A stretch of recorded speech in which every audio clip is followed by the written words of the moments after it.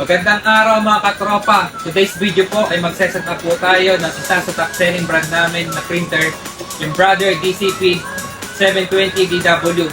At ihatid ko sa inyo kung ano-ano ang iba't ibang features at gamit ng printer na ito.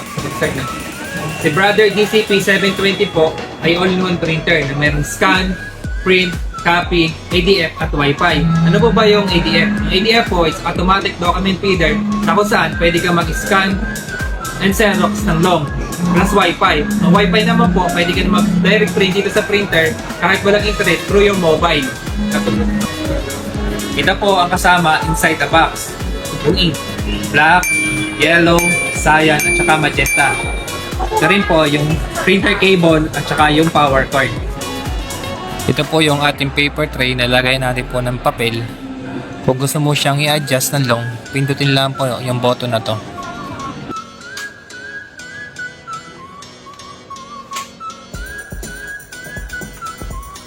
Meron din siyang paper tray sa likod na kung saan kapag may emergency kang ipiprint, hindi mo na kailangang i-pull out yung main tray mo.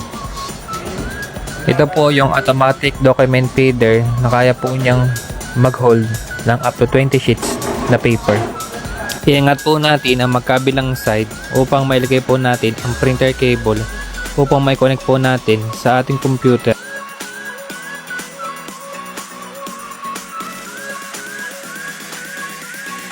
Ito po yung apat na ink na ating gagamitin na isasali natin sa tube. Dapat po hindi po tayo magkakapalit-palit ng kulay upang maiwasan po natin ang void ng warranty. Dahil pag nagkapalit-palit po sila ng ibang kulay, mag-iiba rin po yung ating printout.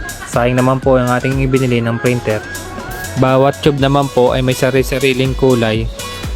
Siguradong hindi ka naman po magkakamali sa paglalagay ng ink.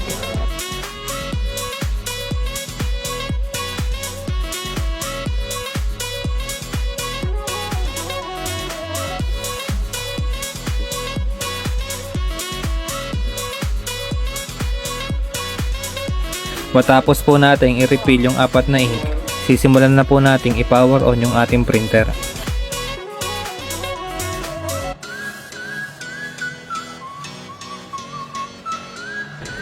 Kailangan po natin buksan ang ink cover ng printer at isarado muli.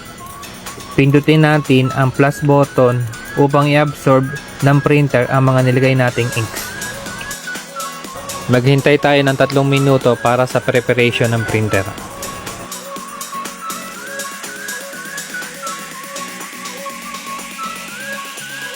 Habang naghihintay tayo ng 3 minuto para sa preparation ng printer, maglalagay muna ako rito ng papel para sa pag-test print ng ating printer.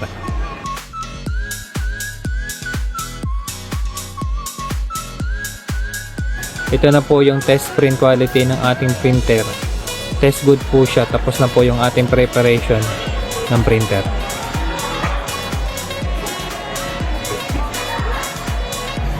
Salamat tropa sa panonood. Hanggang sa muli.